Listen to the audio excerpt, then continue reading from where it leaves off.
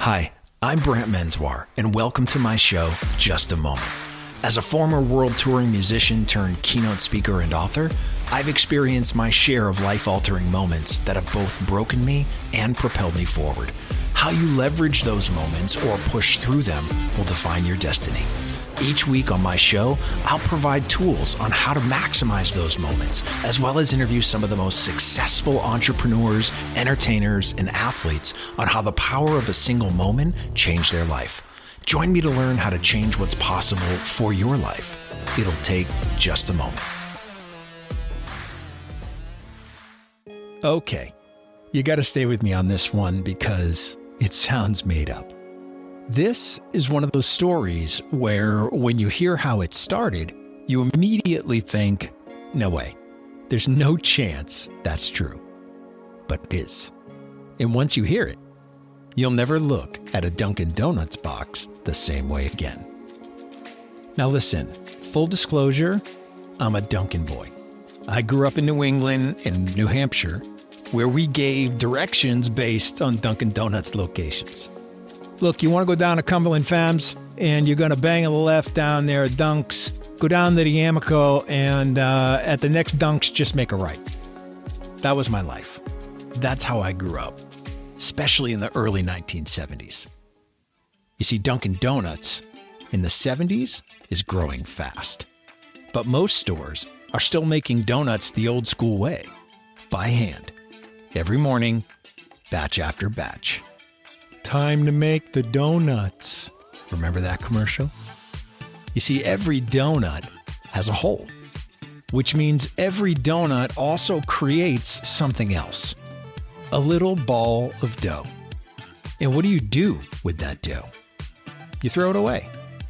No meeting, no discussion, no second thought, just trash. Because that's how donuts work. They always have. Now here's where it gets good.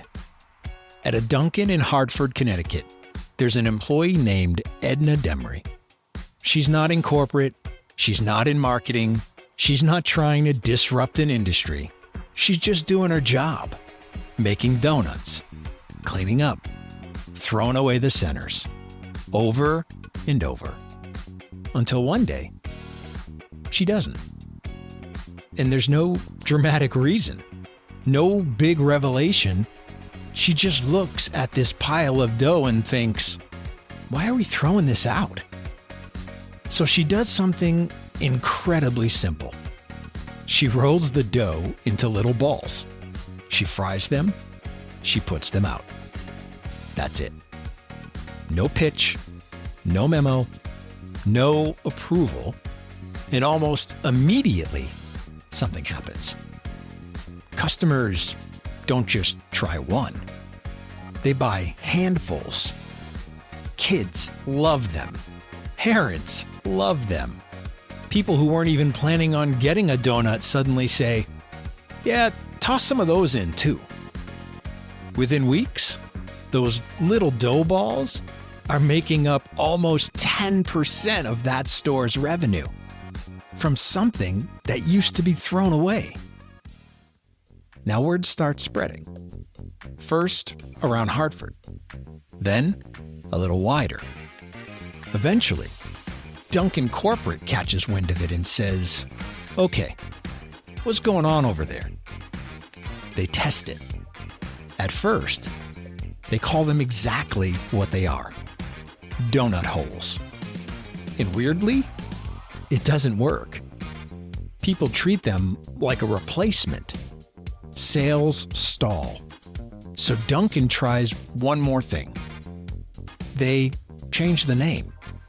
They call them Munchkins, after the tiny characters from The Wizard of Oz. And that's the moment everything clicks. You see, now they're not leftovers. They're treats. They're fun. They're shareable. They're something you add, not substitute. Kids ask for them. Parents grab a box without thinking.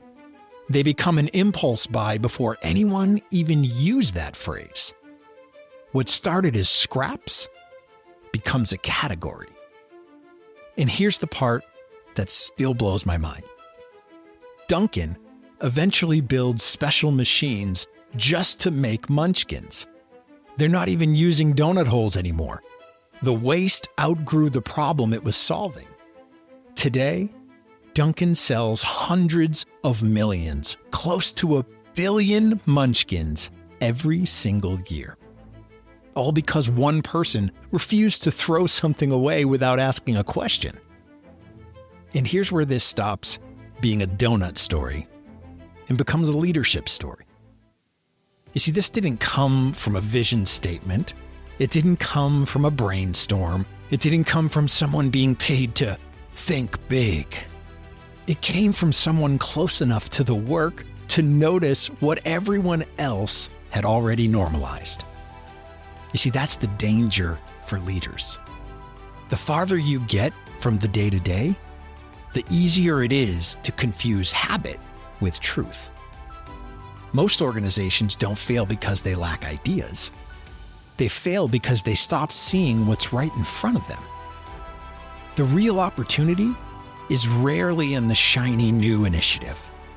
It's usually buried in the parts of the business you've labeled, it's just how it works, or it's too small to matter, or not worth our time. You see, that's where Edna was standing.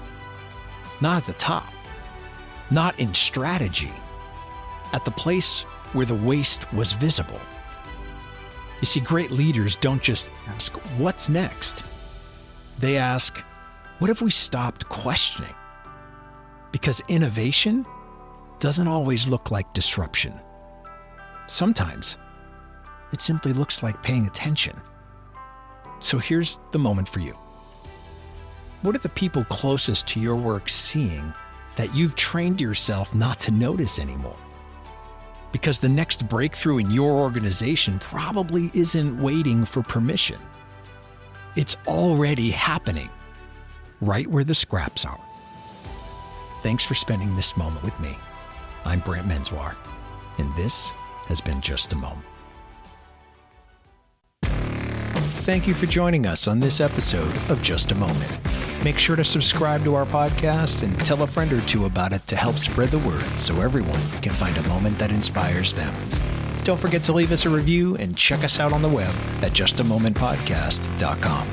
Just a Moment is produced by Natalie Von Rose and Brant Menswar. For more inspiring shows like this, visit surroundpodcasts.com.